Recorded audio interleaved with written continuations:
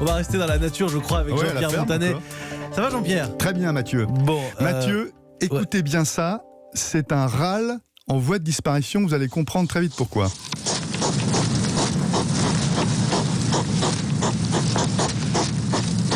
Alors, c'est quoi? Classé X? je sais pas. Eh bien, ce sont des hérissons très démonstratifs lorsqu'ils font l'amour. Moi non plus. Je ne savais pas du tout que c'était. Ouais, moi non plus. Et je me suis dit que c'était Là, on a un couple de hérissons. Voilà.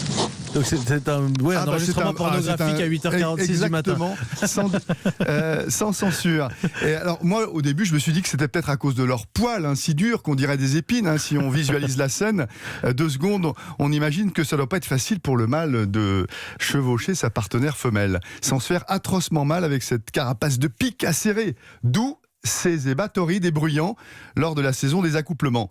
À la campagne, vous les avez sans doute déjà entendus, mais on s'habitue, à part quelques citadins grincheux et puritains.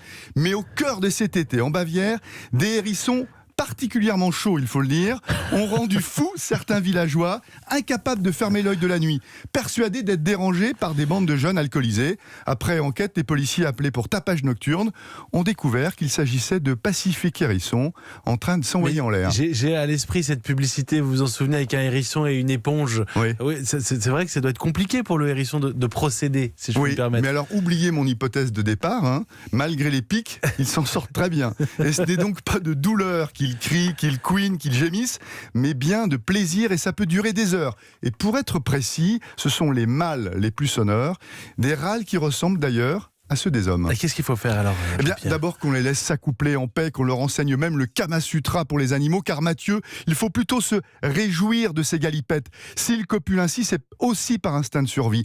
N'oubliez pas que c'est une espèce en voie de disparition, victime des pesticides, des routes et des piscines. Selon une association, la boule épique, la fin des hérissons est pour 2025, c'est-à-dire pour demain si rien n'est fait. En Grande-Bretagne, leur population a chuté de 75% à la campagne en moins de 20 ans. Un hérisson qui quitte le nid a une espérance de vie de 2 ans. Quand j'étais petit, je sais pas vous, j'étais impressionné par tous ces hérissons écrasés sur les routes, transformés en petits paillassons.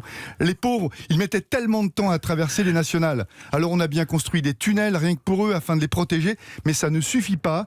Alors c'est pas le jour où ils font des petits qu'on va les punir. Et si ça vous empêche de dormir, eh bien faites l'amour avec vigueur pour couvrir l'extase sonore des hérissons.